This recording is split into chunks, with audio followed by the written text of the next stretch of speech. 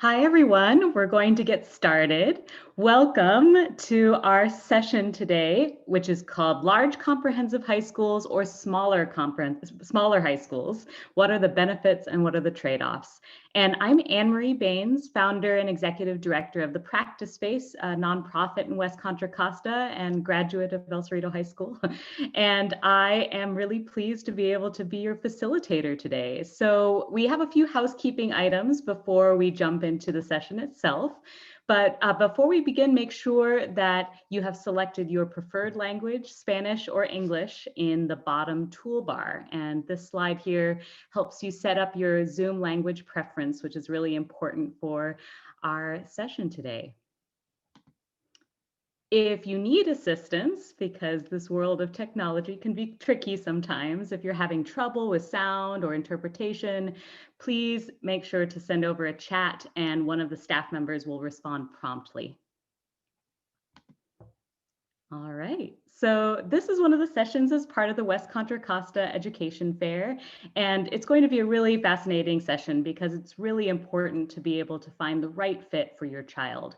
So over the next amount of time that we have here, we end at 3:15 today. We're going to hear from a talented panel of school representatives who will share their insights and ideas. We're going to begin with a few preset questions, have a little conversation in the panel, and open it up to questions from the audience. So a few other housekeeping items. This session itself, as you notice, will be recorded and is going to be posted on the Education Fair website and Whova app. So if you're not able to attend today and any other families you know that could benefit from this session, you can still watch all of the sessions. And attendance is also very important, so please be sure to complete the Google form that is linked in the chat. This form enters you into conference raffles and provides you the information needed to mail your conference gift, which is the fun part of today's session. So a raffle prize includes a Chromebook, a $250 gift card, and an Amazon Fire. So if you're joining us by phone, please text 510-734-2664. And that will help you complete the attendance form via text. Okay. So if you haven't already, please download the Whova app because the app will allow you to access all of the conference session links. Because as you know, it's not just today that the education fair is going on, but it happens over several days. So the Whova app allows you to see all the session links, read bios of the different panelists, explore different organizations in the exhibition, and also view pre-recorded sessions around a range of topics that are around education in West Contra Costa. The conference code itself is EdFair 2021. And again, type into the chat if you have any questions about any of this. The Education Fair website is also a useful resource for you. So please check out www.wccedfair.com. And again, that has the videos, the agenda details, all of the archive sessions will live there as well. And finally, last little bit of housekeeping before we dive into this important conversation. There is a session feedback form found in Whova. There's a feedback form for every session, so we would really appreciate it if you could take a few minutes to complete the form after this session, because the feedback is really helpful to planning 2022. All right, so I think we can begin. This is the fun part of the session. Again, if you're just joining us today, the session is called Large Comprehensive High Schools or Smaller High Schools. What are the benefits and what are the trade-offs? And I'd like to welcome our panelists today. So again, if you're just joining us, I'm Anne-Marie Baines, Executive Director and founder of the Practice Space, a public speaking nonprofit in West Contra Costa, serving the entire district around confident communication. So I would love to hear from the panelists to share your experience. We'll be talking all the way through the session, but in 30 seconds or less, so a little brief sound bite, please tell us your name and what brings you to the panel today. There's lots more biographies, by the way, for everyone who's listening on the website and on the Whova app as well. So let us jump over so again, if you can say your name and what brings you here today, a little bit about your role, 30 seconds or less. So let's go over to Erica. Hi, I'm Erica Martinez. I'm the counselor at Middle College High School and actually for Vista High School as well. I'm split between two campuses. I've been with West Contra Costa since 2016, and I love, love, love being a counselor. Excellent. I could feel that even through Zoom. So let's go over to Ms. Crespo. Greetings, everybody. My name is Patty Crespo. I am the principal at El Cerrito High School. I'm really passionate about the work that I do. I love the work that I do because I believe a public education or any education should provide more opportunities for kids instead of closing doors for them. Excellent. Thank you for that. Over to Mark. Hi, everybody. I'm Mark Rizkala. I'm one of the Deans of Culture and Instruction at Summit Public School K2, right up the street from El Cerrito Del Norte BART. And here, just because I'm super excited to share about our mentoring program and the ways that we, the way that we support students on a more personal level. Excellent. Thank you. Over to Yenzi. Hi everyone, my name is Ines Padilla. I'm the enrollment coordinator at LPS Richmond, and I am actually an LPS alum, so it feels great to be back at school, at my school, I would say, working there now. Yes, that's one thing I love about this whole area. People get very tied to to West Contra Costa and they come back. Over to John Hillier. Hi, good morning. I get to broadcast from my car today. I'm an assistant principal over at Richmond High School in the heart of Richmond and next to San Pablo. I've been working for West Contra Costa since 2008, where I started as a teacher through Pinot Middle to De Anza, and now I'm in my 4th year as an assistant principal at Richmond High. Excellent. So that is our panel for today. So there's a big mixture of larger environments for learning, but also some smaller ones. And so in our session today, we have a few preset questions that will go over the different types of benefits and also get a sense of what your school model is like. And so we'll treat this in a very conversational way. And so we won't march through every question and have everybody answer everything. I would just love to be able to hear what you love about your school, because for parents, they want to love the school that they're in and they really want their children to love it as well. And so that's really what a lot of these questions are all about, but getting to questions about strengths and limitations, but also about the students and what kind of experience they get in your environment. And so yes, and then we'll talk for a little while as a little conversation, and I'll kind of guide people through, but also feel free to jump in if you have a burning point to make about a particular question. And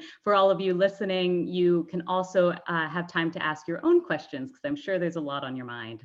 So we're going to start off by just understanding a little bit more about, if you could describe the students who are at your school, and the ideal student profile of who thrives the most at your school. And so for these first couple of questions, just so we can get a sense of each school, we'll hear from everyone and then dive in a little bit deeper. So would anyone like to begin? Just Erica. So our ideal student profile I'm going to talk about both Middle College and Vista because I'm the counselor for both. Middle college, I feel like we have this reputation that we only want straight A students to apply, but that is not the case. We want students that, especially if their parents think that they can have the potential to do more, they start taking college classes as freshmen, and every semester they're in at least 2 to 3 college classes. So it's definitely rigorous. But we do have a variety of students. So we do have straight A students, but we have students that are just like any other teenager in high school. So they're going to earn A's, B's, and C's, and they may not pass all their classes. So that does happen. Vista's a little different because you have to be referred by your high school counselor. So then they go through a little bit of a process where they have to do like an assessment. They have to take home some homework and get it done. And then they meet with the principal and our lead teacher to determine if it's going to be a good fit for them. So both sites are very different. To get into middle college, students have to apply when they're in 8th grade if they're trying to come in as freshmen. They can still try to apply even as sophomores, juniors, but it gets a little bit more difficult because they've already our students have already taken at least 2 to 3 college classes per semester. So ideally, our students at middle college have at least 6 classes done by the end of their freshman year. So that's kind of how our ideal student profile is. But again, we don't need just straight A students. We want students that can meet that academic potential and want a little bit more rigor out of their education. Thank you, Erica. That's really it's a good picture I think of both the type of student that really would love that kind of environment, that kind of autonomy, that kind of freedom. Are there others who'd like to comment on your ideal student profile and whether it's similar or different from what Erica described? I'll go next. El Cerrito and the large comprehensive high schools, Mr. Hillier and I both work at large high schools. Normally students that want to be able to try or explore various avenues, let's say it'll be band, theater, a CTE program, or kids that just don't know what they might want to do. There are so many opportunities to try different things at a larger comprehensive high school that provides students with a multitude of opportunities, including athletics. There's a huge athletic program. I do think that students that tend to be a little bit more of a self-starter, students that want to learn how to be able to advocate for themselves or have a little more independence, tend to do better in larger institutions, whether it's high school or college. And if your kid still needs to learn that, trying a large public school is also a good place to do that. There isn't, that necessarily hand-holding as much because we are bigger, but this is the way the world works and colleges work. And I don't know if Mr. Hillier wants to add to that or not. Yeah, I thought that was really well said, Ms. Crespo. I think that's a good fit for West Contra Costa. I was grappling and having a challenge with this question because in our heads, like I don't think that we have necessarily a one specific profile or prototype that we're looking for. We meet every student with where they're at when they walk in the door. And so as a comprehensive public school, we want to make sure that we have programs. We have programs set up for students that walk in our doors that don't speak English, and we're ready to receive them. We have students that come in with special education needs, and we're ready to meet them. And we have students that are knowing before they walk in the door, they want to go to a 4-year university, and we have programs that are there to meet that. So I think what's really great about those large comprehensive high schools is that there are a lot of options and a lot of spaces for students to kind of occupy, discover, figure themselves out, and grow. And ultimately, as you know, we do have a graduate profile, so we have expectations for students when they are leaving our campus. And really, what that ties to is it's all about options. We want students leaving our high schools with a lot of options because ultimately that's tied to more freedom for them to explore and be a participant in their greater community after they leave.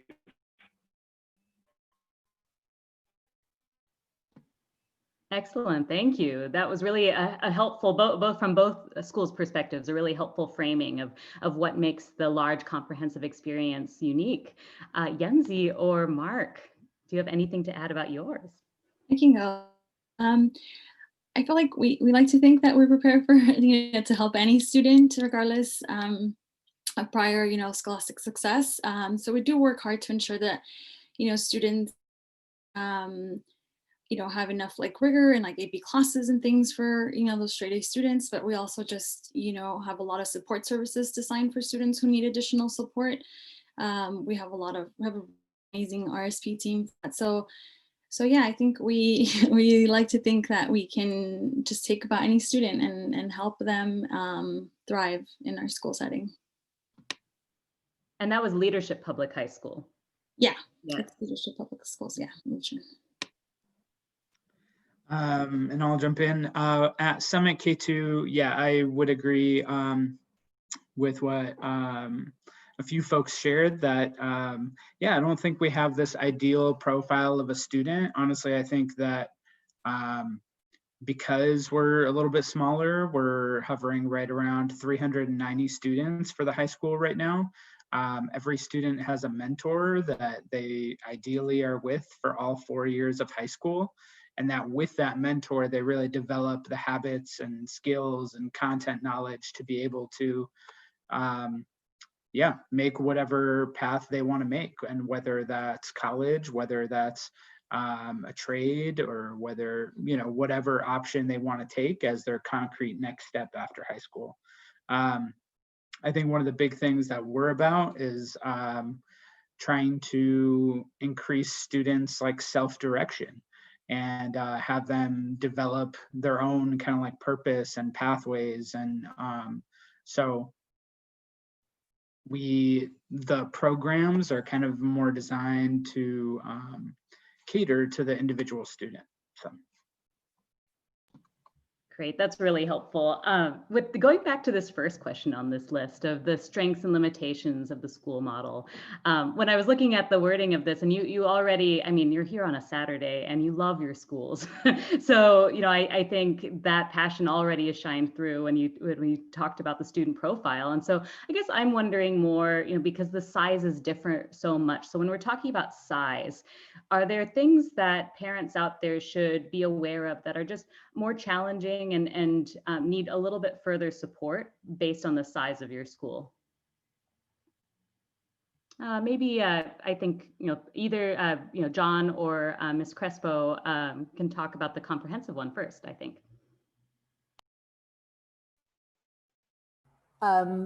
So you're talking about what it is that parents need to be prepared for when they're coming into a larger I can go first.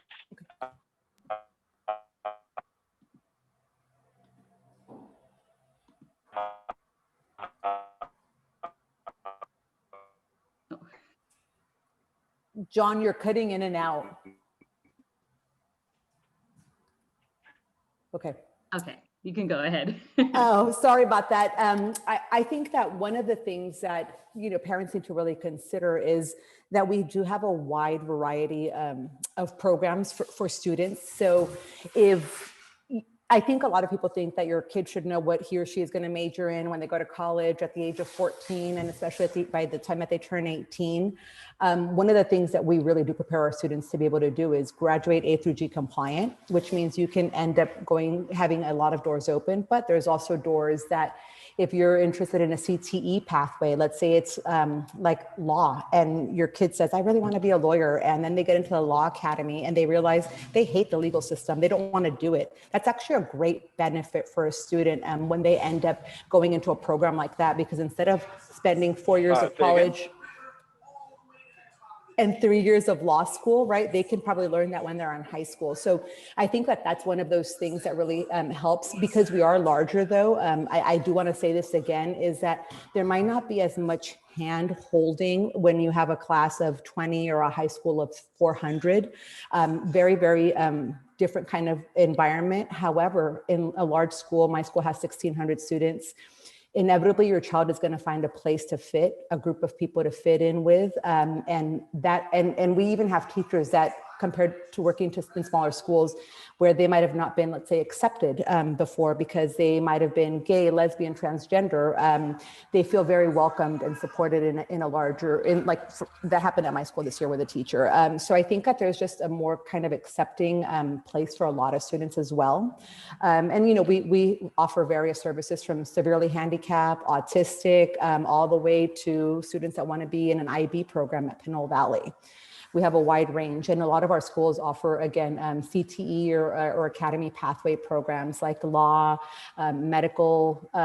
There's a lot of CTE pathways that you can look up on the website, because there's, you know, several comprehensive high schools.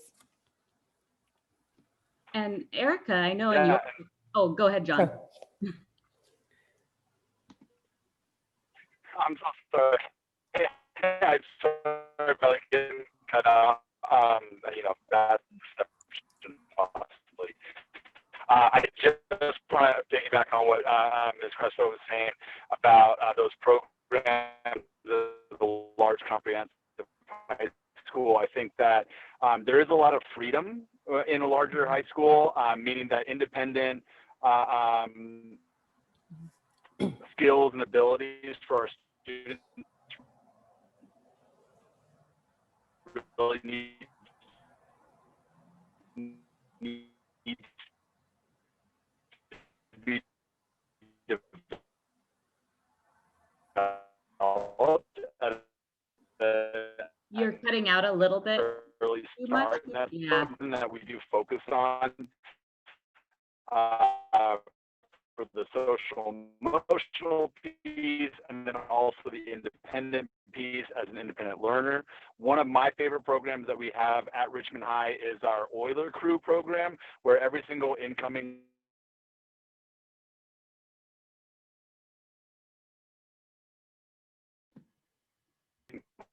freshman that arrives is paired up with a junior and senior, so that they're kind of like shown how to navigate the school, because it is so large. And I think that fits well with our small learning communities and our academies that we have as part. Sorry. Yeah, sorry folks if you can't hear me. Yes, we were having a little bit of trouble. If you can add some of those thoughts in the chat, that could be helpful. But from hearing your points, you were the topic you were going over was how to meet individual learning needs when they were when students might struggle, and also one of their Euler program where students get mentored.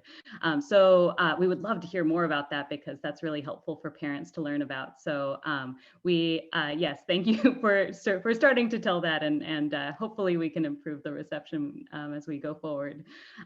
So there's a couple of questions in the chat, and I will definitely start to weave those in this conversation. But I wanted to hear from Erica about, since you're in a role where you get to work with a lot of students and you get to hear a lot of their needs in your model, are there things that parents should be aware of in terms of the struggles that they might need extra guidance around? Especially for middle college. So I'm going to speak to both middle college and Vista, just again, because they're both my smaller high schools. Middle college, so we really stress to our students and the parents when they come in as freshmen or even as sophomores, it's all about students advocating for themselves. We're trying to teach them really early on, because we don't have access to the college. So the parents don't get to email the college instructor to ask, hey, what's my student's grade? It's literally just the student and the instructor. So we really try to push that early so that the parent kind of takes a backseat to the student reaching out to their instructor or their teacher to problem solve or to figure out any kind of issues they're having. So we really try to push that on the student. I love helping the students. A lot of times, especially because they're coming from middle school, they don't really know how to formulate an email. They don't really know what to put in that email to the instructor. So this year, especially, we've had a big learning loss because we had, middle school last half was online, and then they're coming in and taking college classes and high school classes in an environment they're not used to.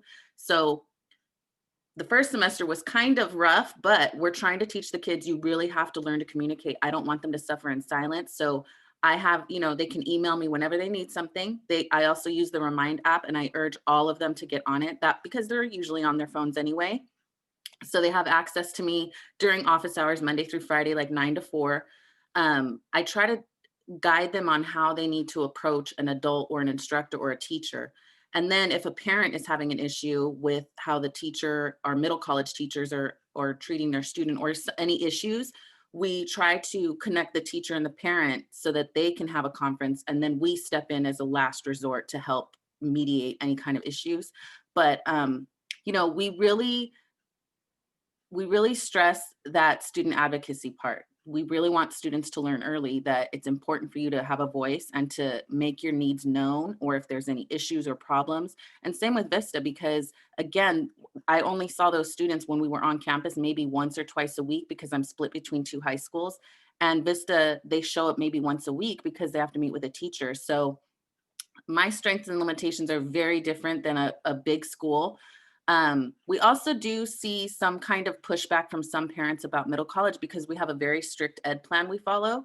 And I feel like sometimes the misinformation is, oh, they take whatever college classes they want, when it's really not like that. We're very rigid with our ed plan, because if they just follow our ed plan and pass all their classes with C's or better, they're going to earn an associate's degree by the time they graduate from middle college in 4 years. So that sets them far above everyone else, because they only need to do 2 years at a 4-year college to earn their bachelor's degree. So parents on this call, you save yourself so much money, because students don't have to pay tuition or pay for books when they're at middle college. So that shaves off thousands of dollars for you as a parent sending your kid to middle college, high school. So Sometimes we know though that students do not want to attend because they're not going to be with their friends. And we get students from all middle schools. So it's not just West Contra Costa, it could be charter schools or private schools. So really just having parents understand, like, we have your best interest for your student in heart. We really push, like this past week, we had academic probation letters go out, and me and the principal sat on Zoom meetings 2 days in a row, met with like 12 kids each day to just have a connection where it wasn't punitive. It was literally just to talk to the student about next steps and how best to support them for this coming semester, which starts, their college classes begin in a couple of weeks. So that's part of my strengths and limitations for my schools. That's great. That's really helpful. There's some questions in the chat about the size. So how big is Middle College High School? So Middle College, excuse me. And how many counselors as well? I'm the only one. So I have about 300 at Middle College right now, and I have about 120 at Vista, but it's difficult to juggle both because they're very different. Vista is very independent study high school. You know, their teachers are more in connection with them than I am. Middle College, I get to know the students a lot more because I monitor them every single semester. So if they're struggling in a class, I already see that when I'm putting in their grades and I see that they failed. So I'm really I have a stronger rapport with those Middle College students, but it's just because Vista is very different setting. But I do have, I still meet with students at Vista all the time to help them with college applications, financial aid. I teach a college and career readiness class for seniors at Vista. So I'm able to have some kind of relationship with them. But again, it's really difficult because I'm only part-time at both sites. So it's kind of a juggling act, and it is what it is. I'm just one person. So all I can do is my best for all of them. Yes, thank you, Erica. John Hillier over at Richmond High says that they have about 1,500 students and 3 counselors and a college and career center. Ms. Crespo, what size is El Cerrito nowadays? We keep growing. We were actually slated to start off at 1670 this year, and then the pandemic hit last year. I think we're probably going to be about 1670 next year, close to 1,700, and we currently only have 2.8 counselors. So that's something that we're working on with the district, and they're being very supportive about trying to expand our counselor allocation. But that's, between 1,650 and 1,700 is where I predict we'll be next year. Great, that's helpful. So this next question is about smaller learning communities, and I'd love to hear from Mark and also Yenzi too. What is the size of your schools, and if you could describe how you put together smaller learning communities, and in terms of helping students have those connections. Let's maybe go over to Mark first. For sure, thank you. So at Summit K2. We have about, on average, between 90 to 100 students per grade level. So we're right under 400 students right now. Each student has a mentor that they meet with every day. And again, I mentioned this earlier, but the ideal is that they actually start with their mentor at the beginning of their freshman year, and they rise with them until their senior year. Honestly, we consider the mentor to be a counselor. So roughly we've got, I guess 18 counselors for those. Now, obviously they are not strict counselors. They also teach and they also have other roles. And then as an admin team, we have 4 administrators, and myself, I work as the college lead. And so I've really supported this year's senior class, and super excited about this, that 100% of our current seniors have applied to at least one 4-year college. And that last year, 99% of our class of 2020 was accepted to at least one 4-year college. Some of the ways that we try and, make up for the fact that we don't have these big sports programs or, kind of CTE programs and things like that. We have a program called Expeditions. And so every 8 weeks, all of students' core classes completely stop. And for 2 weeks straight, students only take electives. And that really varies. Some students decide to do independent study, and so they work with a specific, teacher to develop an independent study project. Some of them take on internships.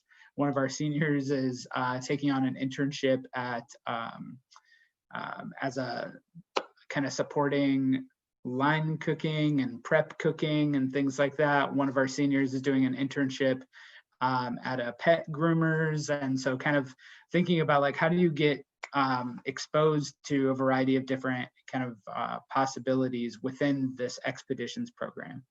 And so that happens 4 times throughout the year for 8 weeks total. And so I think that's one of the big ways that we really try and make up for that. And we also have, and although we don't have the big sports programs, we are also, you know, always, we do have like an awesome girls volleyball team, obviously not working right now. We have a boys basketball team that's in the top 20 that we're excited about. And in terms of the number of students, we're right around 390. And again, in terms of formal counselors, none of us has a role that is as a formal counselor. We have 4 administrators. All of us take on some sort of counseling, and we have 18 mentors who also support their students to decide on their concrete next step. And I'll pass it to Yenzi. Thank you, Mark. So similar to what Mark was saying, we also have an advisor. So students see their advisor 2 times a week. And this is also like a person that they are usually starting their freshman year. They go through all 4 years with the same counselor or advisor. And then so we do have, you know, parent meetings with advisors and things like that. We have 2 counselors. So one, we split it in 2. So one for 9th and 10th and another one for 11th and 12th. So just counselors. We also have deans for 2 deans split into that. So 4. And then we do have 3 college counselors, which are not only helping our seniors, but they're also just like getting even our freshmen to start thinking about college and, you know, just spark that already. And we also have an alum coordinator. So just one person that's basically just there to support our graduates through college as well. So sort of like person. Our school is 600. We have 600 students, so 150 in each grade. And so we also have like our 9th grade retreat, and obviously, again, didn't happen this year or not would happen. But so we do have at least like at the beginning, our 9th graders just, you know, feel the sense of like community.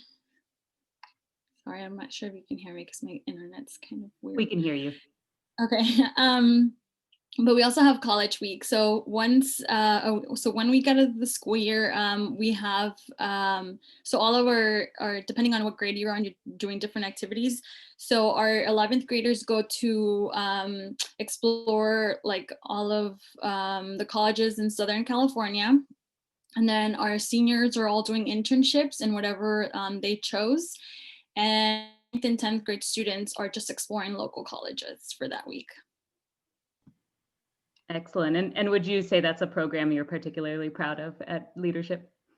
Yeah, I feel like that week is, I feel like the students always just look really forward to that week, especially our juniors, because they love to go to Southern California. And then on top of like, you know, all the college visits and stuff, they do get like 1 day sort of like to do something. And so they go with their advisors, and there's always adult supervision, but they do have like this free time that they really take advantage of over there. So they love it.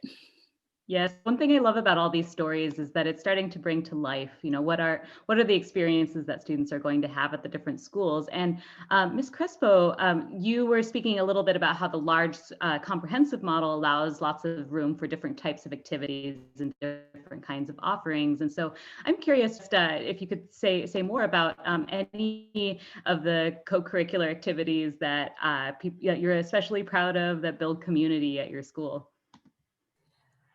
Absolutely. So at El Cerrito, we have a phenomenal band program that really has built a really tight group of students. There's about I think about almost 300 students. The band program has really grown under Mr. Keith Johnson, the current band director, who's been there for about 10 years.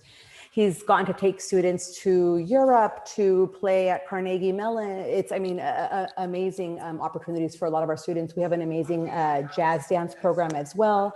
We have 2 academies, which are like a small school within a school. So students start that 10th grade year and they go into 12th grade year. And those are CPA funded. So there's funding through the state to support those academies. But I think that the JMP, which is our James Morehouse project, it's our clinic on campus, has also created this amazing community for students that sometimes may feel like that they're not connecting, let's say, with the world, they're not understood very well. We have a lot of amazing mental health services. KQED actually did a spotlight on the James Morehouse project last year. You can look it up online. But that facility does, health screenings, they do physical exams, they do, vision exams, dental exams, and a lot of our other comprehensive high schools have these kinds of programs. I'm also really excited that Pinole Valley got to start an international baccalaureate program this year. I worked at a school that had one as well, and it is a phenomenal way to be able to expose students to a humanities curriculum that is really appreciated and respected worldwide. And if somebody, let's say, wants to be a foreign ambassador or thinks about living abroad, that's the kind of program that can really help you think about that life out of just this country as well. So there are a lot of amazing things at El Cerrito, but at all of our schools. The newcomer program, the international school at Richmond High is really amazing for our newcomers as well. There's one in Oakland, and I think one in San Francisco. So our community, we're predominantly Latino in WCC UST. That's a great, amazing program that I hope expands to middle school at some point. Excellent. Thank you. I'm so glad you brought up the mental health services and also just the wraparound services that are so important for every student, especially now. The world is so challenging and it takes a lot for students to process what's happening in the world and also returning after COVID. And so I'm curious, this is a question I'd love to hear from everyone. What wraparound services to support physical health and mental health, any of these issues that students really struggle with. What do you do at your school in order to support that? And I'm not sure if John is still on the line, but he's going to come back. He told me, yeah, we're texting each other. So he's going to try to find better Wi-Fi and then he'll join us when he can. Oh, perfect. I'm so glad. So I'll cover in the meantime. Okay, excellent. Well, can we go over to Mark then? Sure. So in terms of wraparound services, we have started to, or we've continued to build this out, and we have a couple of partnerships. One of our partnerships is with the Seneca Center, and one of our partnerships is with a program called BACR. And any student is able to, access those services. We currently have 3 mental health professionals who are scratch that. We actually have 5 mental health professionals who are supporting us, but all kind of on different schedules. And so we've coordinated that such that there's someone on campus or someone on Zoom every day of the week. In terms of that process, some of our counselors are dedicated to supporting students with IEPs who have those social emotional needs. And then some of our counselors are dedicated to our general education students. And so we have a referral process. And so we get those referrals every week, and we meet once a week with counselors to discuss progress on, following up on those referrals and supporting students with those needs. Yeah, absolutely. And this is something that we are continuing all the time, trying to figure out how to continue to pour resources into that. And we just became a fully built out school last year. Last year was our first graduating class. So I think as we start to have continuing classes, we'll be able to dedicate more of those resources to those wraparound services. Thanks, Mark. How about you at Middle College, Erica? So we do have mental health support services provided by, there's a program that's used out of UC Berkeley called the Wright Institute, and it's basically grad students trying to earn their degree in MFT or therapeutical services. So typically the students will just need to reach out to me, and I've really been pushing it this year because I know that a lot of them are not doing well emotionally or mentally while they're at home. You know, as adults, we get to, you know, if we need to go get something, we can drive in our car to go get it, whereas students are stuck at home all the time. So it's been a real struggle because I know part of the thing with middle college, high school students is they put a lot of pressure on themselves to do well. And so with distance learning, it has been so hard. So I know a lot of them are just not mentally doing well, but all I can do is offer it to them or send them a text or an email, you know, reach out to me. I can help you. If it's not with me, I can refer them to the Wright Institute. With Vista, it's a little bit easier because those teachers have more one-on-one time with them, and they can make a referral to we have a therapist that we use at Vista. As far as like physical health, there's not much we offer. I know in the past, before I was at middle college, there was a health mobile van, but we don't have that anymore. So that's kind of the drawback to both my sites, is we don't really have as many resources as the other comprehensives because we're not as big. And the one part with middle college is that we can't have them miss college classes. So if they have college classes sprinkled throughout their day, it's really hard to like pull them out of that because they can't miss that class. And most of the college instructors won't realize that they're a high school student. So if they're absent, that's kind of it. So we really try hard to do the referrals. We used to do groups when we were in person. We would do groups for the incoming freshmen because again, that adjustment from you're a middle school student to a middle college, high school and college student is really difficult for them. But because of how we are right now, it's a lot harder. But you know, once we go back, which hopefully will be within this year, we do have groups set up, and it makes things a lot easier when there's groups because kids sometimes feel very isolated, like this is only happening to me, when in reality it's happening to all of them or a majority of them, and they just don't realize that they need to reach out for help. So that part of those meetings we had this week was telling the younger ones, like, just reach out to me. I'm not intimidating. I'm very approachable. I'm all about helping you. So just teaching them those things and reassuring them that they can reach out to an adult for some help, that I think really helps them feel a connection to the school itself. So that's what we do at middle college. Thank you so much. How about over at leadership, Yancy? Yeah, so I have both a mental health counselor and a psychologist always on campus. Also partner with like many other programs. So we do have like other just mental health counselors that come in from other schools, from other organizations to pull our students, usually from like, you know, tutorial or advisory classes that are not gonna, it's not gonna affect so much on their academic. So we do, and also just in terms of like physical health, like we currently did having access to like a clinic that the school has, or something, that like there's like Kaiser physicians that come and like that, where we just have to like get like a slot for them and things like that, but they could access just anything from like physicals and things like that from those physicians. Great, thank you. It's becoming so clear in this conversation that while the different models in the different schools offer different types of activities and different types of learning models, you know, there's this desire still to care for students, and there's a lot of different programs to care for students to make sure that no matter what the size, they are able to navigate that environment. But one thing we haven't talked at all about yet, which I'm sure parents out there are really wondering, is about academics and preparing for college and just post-secondary paths. And so I'm curious so I don't think we have John back yet, but Ms. Crespo, you can speak for him too, I suppose. So I'm curious about just when students at El Cerrito High School are preparing their academics and when they are getting ready for college, what helps them and what also is more challenging for them to prepare for college and then also any kind of other post-secondary path?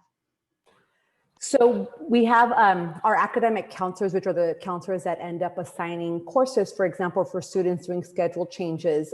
Like I said, we have 2.8. The district will fluctuate between 500 to 700 to 1. However, we also all have a college and career counselor that is from DCAC, and the UC system supports that counselor. So every campus has at least one of those.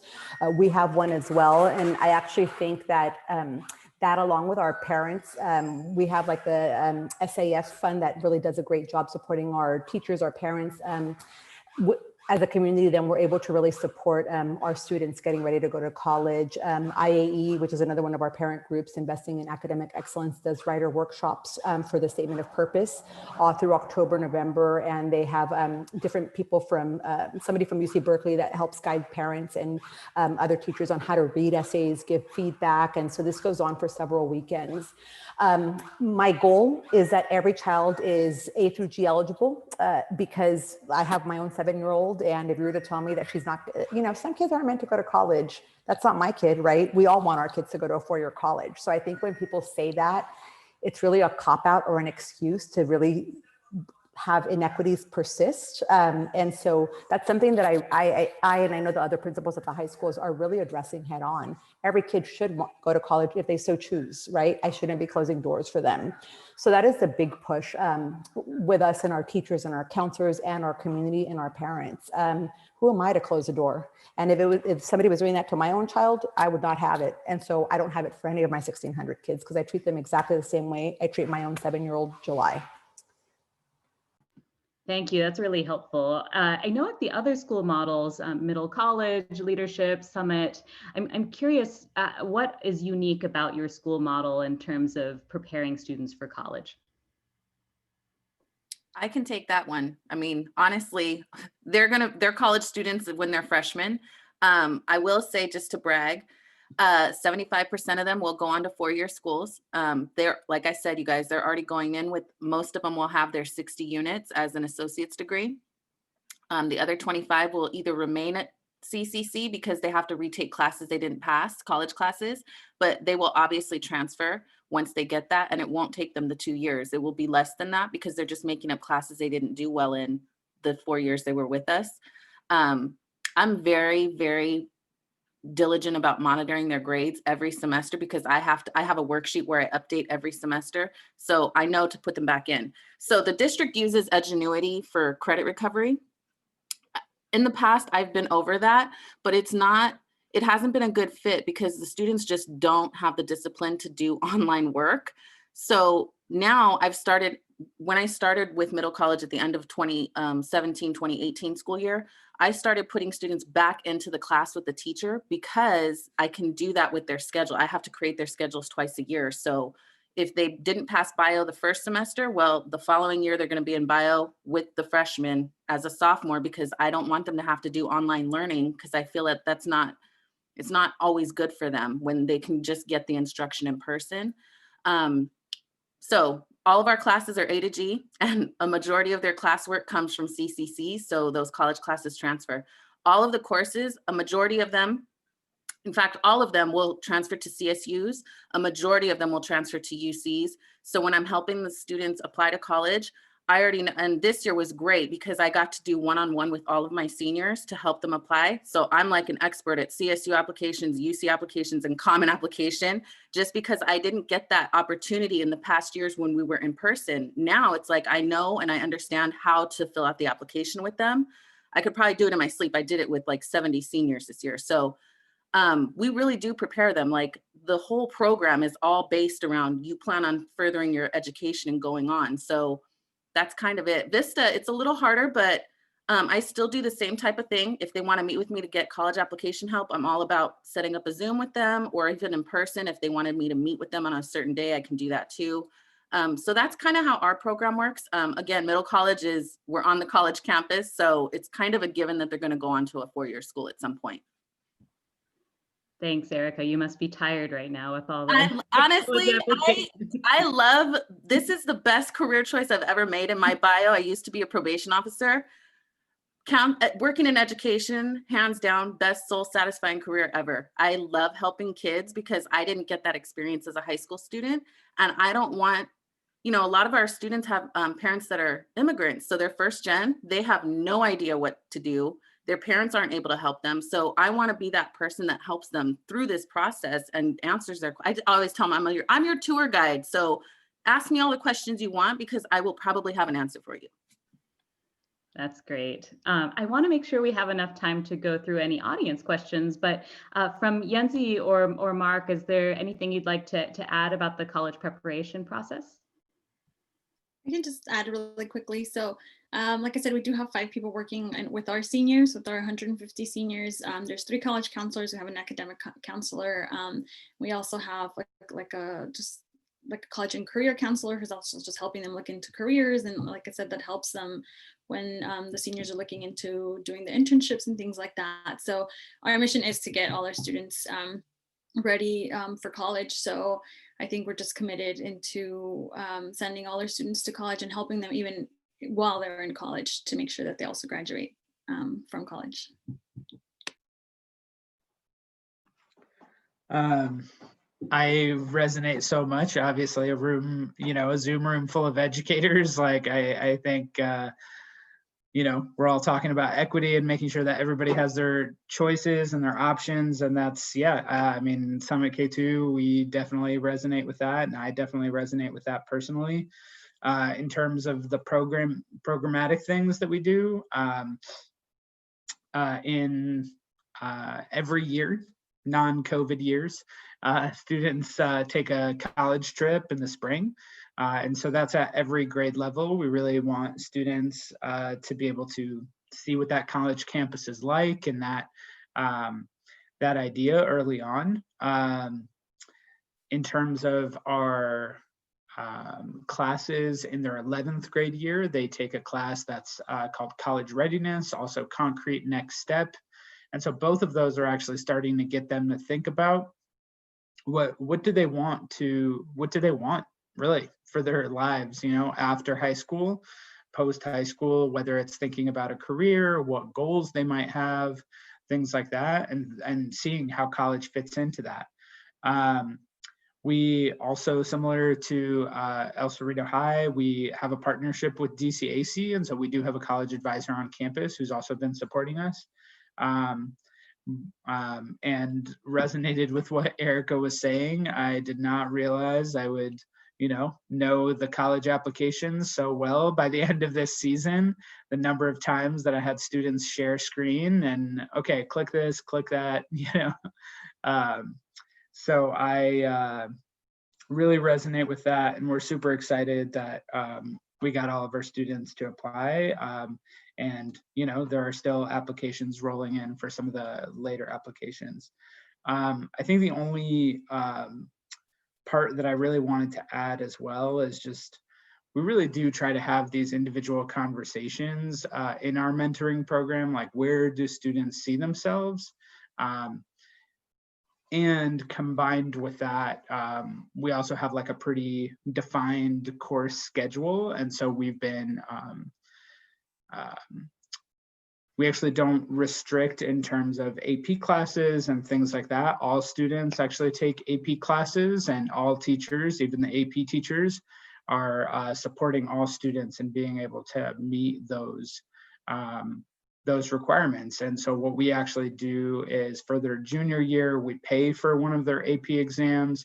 And for their senior year, we try and pay for 2 of their AP exams to support them in starting to get some of those credits, similar to what Erica was saying. So thank you. Thank you. This has been a really helpful picture of all of the different schools. And so I want to make sure that we are able to get to this parent engagement question, but I think the best way to do that is to get engagement from the audience of parents. And so if there are specific questions people have about parent engagement, you can weave that in. But I would like to open it up to the audience. And in order to ask a question, you can use the raise hand button to ask a question of the entire panel, or you can choose a specific person to ask a question to, or you can type your question. There have already been a number of questions typed into the Q&A section, and I can read out a few of those. So let's open it up to questions. So you can use the raise hand feature and ask a question. I know it can be kind of scary sometimes in this Zoom environment, but you're in a friendly group of people. I think our first one comes from Mariela.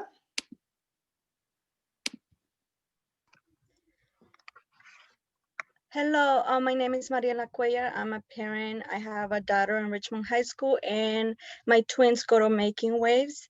So my question is for all of you. How is the family engagement, the challenges and the successes that your school has at the high school level? Thank you. Well, I will say this year has been really tough because we've had to just use email. And so if parents don't check their email or students give us like 5 different emails, it's been a nightmare. So again, I try to use Remind, but it's just for the students. We do connect ed calls home. So if there's like a holiday or transcripts went out or anything important, we try to send a phone call home, but it's really difficult trying to engage with parents when we don't know if we're sending the right to the right email or if we don't have the correct information. So that's kind of our hiccup as far as things go with communicating this year. Again, the pandemic has really messed things up for us. I'll follow up. At El Cerrito and the large comprehensive high schools, we also use the same Blackboard program that allows us to send a text message. It allows us to post something on our website. But like at EC, we have the e-tree, which goes out. We also have Facebook parent groups by like class of 2024, 23, 22, 21, and those are monitored by parents and the activities teacher. What I actually have learned during the distance learning, which has actually increased our parent participation, like at our APAC meetings, ELAC, or I have coffee with Crespo every other week. Doing these with Zoom has actually increased the number of parents that can attend our meetings. And so next year, if my meetings are at 7 p.m. or 6:30 or 4:30, not only are we going to have a Zoom link to it, so parents who maybe couldn't physically come to the campus will be able to join, but recording them and then having parents see them, we post them on our webpage or on our, put them out on our e-tree or Facebook, allows parents who may have not been able to go to those meetings to actually be able to get information and then be able to write back to anybody at the school, a teacher. So that's actually been a big aha for me during this time. It's a really positive way to get more of our parents involved that may have not been able to physically get to school. Thank you. Is there another question from the audience? We don't have any other raised hands at this time. So if you have a question, now's a chance to get in.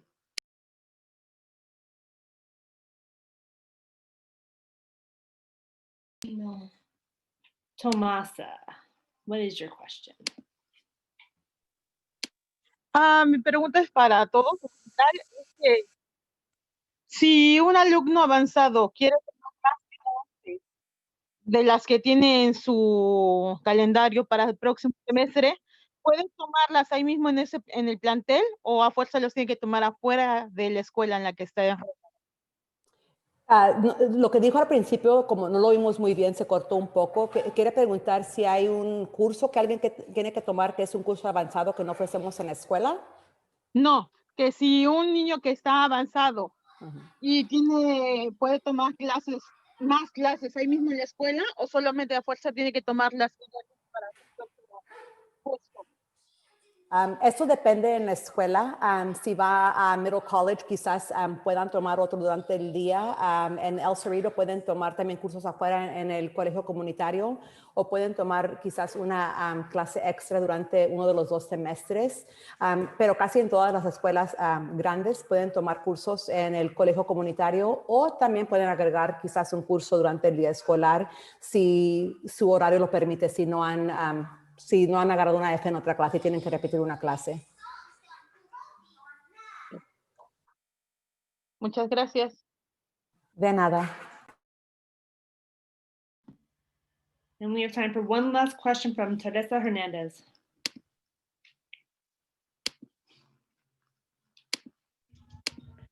Muy buenas tardes, ¿me escuchan? Sí. Ok, mi pregunta es esta. Mi hijo es Emanuel Soto, está en 5º grado. Él desea ir a la universidad y al inicio de la presentación escuché que uno como padres puede ver las opciones de high school que tenemos, pero ¿cómo es posible eso si el distrito escolar generalmente te asigna tu high school de residencia? También él es un estudiante dentro de educación especial. ¿Cómo saber o cómo tener una guía específica para este tipo de estudiantes dentro de educación especial que sea efectiva y sean estudiantes listos para la universidad? Gracias. I don't know if you guys want me to answer that or does somebody else want to answer I was that? asking. Yeah. Oh, okay. She's asking if her student is in 5th grade. Is there a translator? Sorry, I'm taking over.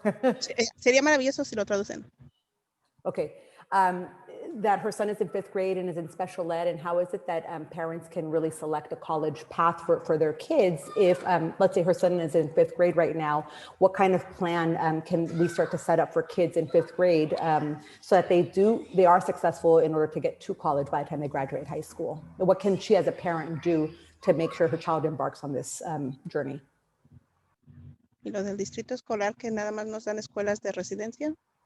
So, le puedo empezar a explicar un poco que en el 5º grado, más que nada, su hijo tiene un maestro que le han dado porque está en educación especial. Ese maestro de verdad debe de ser el guía que ahorita debe de empezar a darle los próximos pasos a usted y a su hijo. Quizás pueda tomar álgebra en la middle school o la puede tomar en la high school también. Y luego cuando llega a la secundaria, hacemos planes de 4 años para nuestros niños y la primera intención es que van a llegar a la universidad o al colegio que puedan aplicar. Y ya cuando un estudiante está en diferentes cursos y no está haciendo muy bien, si está en educación especial, ese maestro también va a trabajar con usted, con su hijo y con los maestros. Un maestro de educación especial solamente tiene 28 estudiantes en su caso. So, hay un adulto que guía 28 estudiantes por 4 años. Ese es un lujo y de verdad un apoyo para su hijo porque va a tener, digamos, diferentes opciones o si no le está yendo bien en una clase, ese maestro va a ser su guía para ayudarlo a aprender esa materia mejor con diferentes recursos. En el 5º grado, hablaría con el maestro de educación especial para su hijo para empezar ese camino, esos pasos. Okay, thank you very much. So Natalie, are we at the end of our time? I think we are. What was that, Anne Marie? Oh, are we at the, I think we're at the end of our time. We are at the end of our time.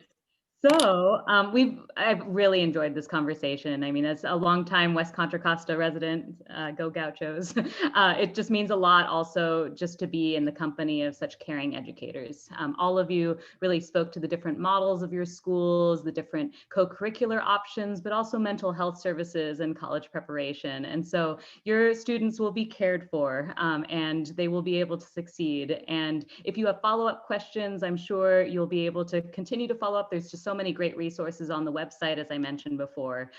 So please join us for the next session if it's of interest to you, which I think it's just such an important topic. The next session is the growing mental health needs of our students and how to access mental health services in West Contra Costa schools. And that's on Monday at 5 p.m. And the Zoom link can be found at the Education Fair website or the Whova app. I'm also going to put in a little selfish plug. My organization, The Practice Space, is having an info session on Tuesday at 4 p.m. And we're going to be talking about how to help students feel confident with their public speaking skills and confident communication skills. So I would love to be able to see all of you there to answer questions about that as well. So